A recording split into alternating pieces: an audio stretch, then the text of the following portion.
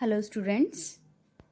In last video we were discussing about the sexual mode of reproduction and we have discussed about the pre-fertilization events and fertilization. In today's video we will discuss about parthenogenesis as well as the events after fertilization. So let's start with parthenogenesis. Parthenogenesis is also called as virgin birth or apomixis. Parthenogenesis जो है उसको हम virgin birth भी कहते हैं या apomixis भी कहते हैं. Like asexual reproduction it is uniparental. यहाँ पर सेक्सुअल रिप्रोडक्शन एक इंडिविजुअल के अंदर जैसे होता है वहाँ पर दो गैमीट्स फ्यूज़ करते हैं, लेकिन यहाँ पर गैमीट्स जो है सिंगल गैमीट से ही कंप्लीट ऑर्गेनिज्म का डेवलपमेंट होता है. And mostly eggs are used which are unfused or unfertilized eggs are used. Young one जो है वो बिल्कुल अपने मदर की तरह रिजेंबल करता है, बिल्कुल अपने मदर की तरह शो करता है हर एक एस्पेक्ट को लेकर, क्योंकि एक इंडिविजुअल का जो डेवलपमेंट है, जो बर्थ है, वो सिर्फ उसके एग्स मदर एग सेल से हुआ है. सबसे पहले चार्ल्स बॉनेट ने 1745 के अंदर पार्थेनोजेनेसिस को आइडेंटिफाई किया था एफिड के अंदर. ये टर्म जो है पार्थेनोजेनेसिस इसको दिया था रिचर्ड ओवन ने 1848 के अंदर. पार्थेनोजेनेसिस बेसिकली होता है रोटिफर्स के अंदर, बहुत सारे आर्थ्रोपोड्स के अंदर, क्रस्टेशियंस के अंदर, इंसेक्ट्स के अंदर, गैस्ट्रोपोडा के अंदर, मोलास्का के अंदर. उसके अलावा पार्थेनोजेनेसिस जो है वो बर्ड्स के अंदर भी होता है, like in case of Turkey. Parthenogenesis can be natural or artificial. On the basis of the sex of the new individual, it is of 3 types. Parthenogenesis जो है उसके नेचर के बेसिस के ऊपर आर्टिफिशियल हो सकता है या नेचुरल हो सकता है, लेकिन on the basis of sex cell किस तरीके के इंडिविजुअल का डेवलपमेंट हो रहा है उसके बेसिस के ऊपर ये 3 तरीके का होता है. नंबर 1 आरेंटोकी. पार्थेनोजेनेसिस वो टाइप का पार्थेनोजेनेसिस जहाँ से सिर्फ मेल्स प्रोड्यूस होते हैं, मतलब पार्थेनोजेनेटिकली अगर कोई ऑर्गेनिज्म रिप्रोड्यूस कर रहा है और वहाँ पर सिर्फ मेल प्रोड्यूस हो रहे हैं, इसको हम कहते हैं. यहाँ पर जो प्रोडक्शन होगा जनरली जो मेल्स प्रोड्यूस होंगे वो हमेशा हैप्लॉइड होंगे, और इसके एग्जांपल्स है रोटिफर्स, कुछ स्पाइडर्स, स्टिक्स, माइट्स, वास्प और हनी बी. सेकेंड आता है हमारे पास थैलीटोकी. यहाँ पर जो है पार्थेनोजेनेसिस से प्रोड्यूस जो ऑर्गेनिज्म होगा वो फीमेल होगा. ये कुछ ऑर्गेनिजम्स में होता है जैसे टाइफ्लिना, ब्राह्मियाना और लसार्टा, सेक्सिकोला, आर्मेनिकोला. नेक्स्ट होता है एम्फीटोकी. एम्फीटोकी जो है जहाँ पर दोनों मेल या फीमेल दोनों प्रोड्यूस होते हैं पार्थेनोजेनेटिकली, उसको हम कहते हैं एम्फीटोकी. ये कुछ एफिड्स के अंदर होता है जहाँ पर कुछ साइकिल्स जो है थैलीटोकी के ऑपरेट हो चुकी हैं उसके बाद. नेक्स्ट आता है कि नेचुरल पार्थेनोजेनेसिस जो है वो किस तरीके से होता है. तो नेचुरली जो है कुछ सर्टेन एनिमल्स के अंदर ही पार्थेनोजेनेसिस होता है, उनके इन्नेट या इंटरनल रीजंस की वजह से. अब ये नेचुरल पार्थेनोजेनेसिस जो है वो 3 तरीके का होता है. फर्स्ट जो है that is obligatory complete parthenogenesis. Obligatory या कंप्लीट पार्थेनोजेनेसिस उसको कहते हैं जहाँ पर एक ऑर्गेनिज्म के अंदर मोड ऑफ रिप्रोडक्शन जो है वो सिर्फ पार्थेनोजेनेसिस ही होता है. ऐसा क्यों होता है? क्योंकि वहाँ पर मेल्स जो हैं वो एब्सेंट होते हैं पॉपुलेशन के अंदर, इसीलिए वहाँ पर जो मोड ऑफ रिप्रोडक्शन है दैट इज़ ऑलवेज पार्थेनोजेनेसिस. और मेल्स के एब्सेंट की वजह से सेक्सुअल साइकिल जो है वो कंप्लीट नहीं हो पाता है. कुछ एग्जांपल्स हैं इसके जैसे रोटिफर्स, टफलीना, ब्राह्मियाना, लसार्टा, सेक्सिकोला, आर्मेनिकोला एटसेट्रा. नेक्स्ट आता है पीरियोडिक, साइक्लिक या इनकम्प्लीट पार्थेनोजेनेसिस. वो पार्थेनोजेनेसिस जो पीरियोडिकली होता है, साइक्लिकली होता है या इनकम्प्लीट पार्थेनोजेनेसिस होता है एक ऑर्गेनिज्म के लाइफ में. यहाँ पर होता है कि along with the sexual reproduction भी हो रहा है और जो है पार्थेनोजेनेसिस भी हो रहा है. जैसे in case of honey bee, fertilised egg और पार्थेनोजेनेटिकली एग जो है वो अलग अलग ऑर्गेनिजम्स को प्रोड्यूस करते हैं. Like in case of honey bee fertilised egg जो है उससे फीमेल्स बनती हैं और उन फीमेल्स में से भी एक जो है वो फर्टाइल फीमेल होती हैं, बाकी जो है वो स्टेराइल वर्कर्स होती हैं. जबकि पार्थेनोजेनेटिकली जो है वो हैप्लॉइड मेल्स बनते हैं जिनको हम ड्रोन्स कहते हैं. कुछ वेस्प के अंदर भी ऐसा ही अल्टरनेट पार्थेनोजेनेसिस और सेक्सुअल जनरेशन जो है वो चल रहा होता है. नेक्स्ट आता है पैडोजेनिक पार्थेनोजेनेसिस. जैसे गॉल फ्लाई जो है वहाँ पर लार्वा जो है वो एग ले करता है और जो पार्थेनोजेनेटिकली डेवलप करता है और फिर और एग्स और लार्वा बनाता है। लीवर फ्लूक के अंदर होता है कि स्पोरोसिस्ट लार्वा जो है वो फॉर्म करता है रेडिया, रेडिया फॉर्म करता है और ज़्यादा redia, which then give rise to cercaria larva. मतलब लीवर फ्लूक ने स्पोरोसिस्ट लार्वा बनाया और उसने बनाया रेडिया, रेडिया लार्वा ने फिर से बहुत सारे रेडिया लार्वा बनाए और इन सब ने मिलकर बनाए सर्केरिया लार्वा। नेक्स्ट आता है हमारे पास, हमने 2 टाइप के पार्थेनोजेनेसिस पढ़ा था, natural and artificial. So second one is artificial parthenogenesis. It is the induction of parthenogenesis और the development of unfertilised egg to form a new individual by physical और chemical method. हम physical या chemical method से हम induce करते हैं parthenogenetic development को। Gregory Pincus जो थे उन्होंने सबसे पहले 1936 के अंदर रैबिट एग के अंदर इसको डेवलप किया था, इंड्यूस किया था पार्थेनोजेनेटिकली, और उन्होंने जो इंडक्शन दिया था वो टेम्परेचर चेंज और केमिकल एजेंट्स को चेंज करके दिया था। जो कॉमन केमिकल चेंज जो है, कॉमनली हम जिन केमिकल्स को चेंज करने के लिए यूज़ करते हैं जो कि पार्थेनोजेनेसिस को इंड्यूस करते हैं, वो कुछ इस तरीके से हैं, like alkaloids, urea, fatty acids, ether, change in salt concentration, sucrose etcetera.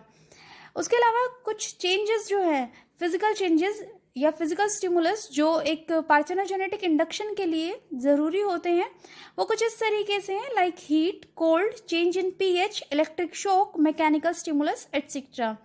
Artificial parthenogenesis जो है वो जनरली वायबल एम्ब्रियोज जो है वो प्रोड्यूस नहीं कर सकता, इसीलिए ये हैप्लॉइड होते हैं instead of normal diploid embryo. Parthenogenesis से जो एम्ब्रियो डेवलपमेंट होंगे वो एम्ब्रियो तो होंगे बट दे आर हैप्लॉइड, और हैप्लॉइड एम्ब्रियो जो है वो फर्टाइल नहीं होता है, वो वायबल एम्ब्रियो के अंदर कंसीडर नहीं किया जाता है।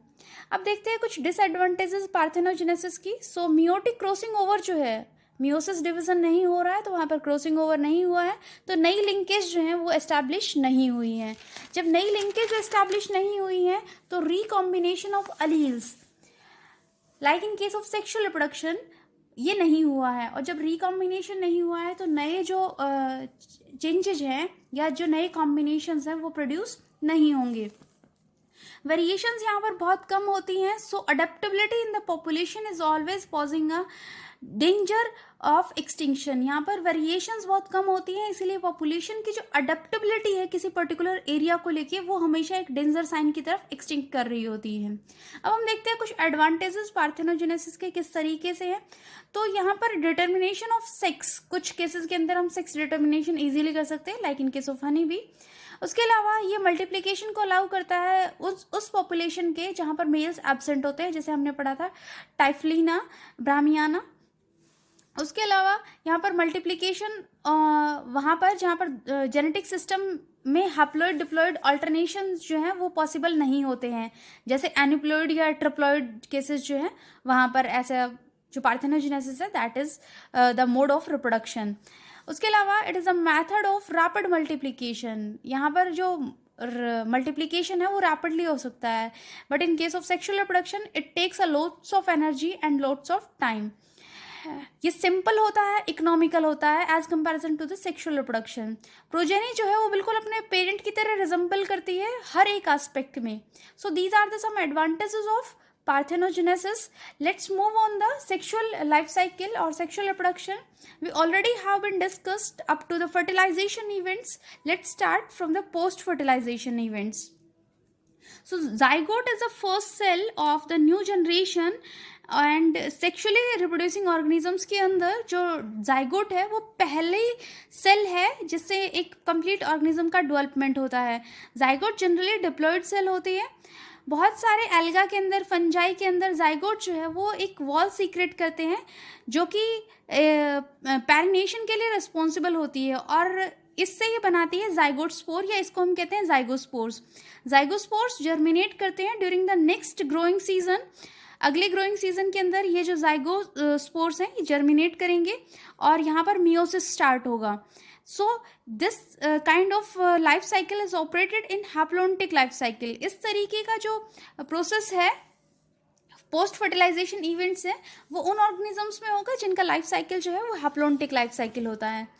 नेक्स्ट देखते हैं हम, most of the animals diploid zygote जो है वो रेस्ट नहीं करता और कंटिन्यू ग्रोथ और डिवीजन जो है करता है और उससे एक एम्ब्रियो बनाता है और उसके बाद एक नया कंप्लीट इंडिविजुअल जो है उससे डेवलप होता है।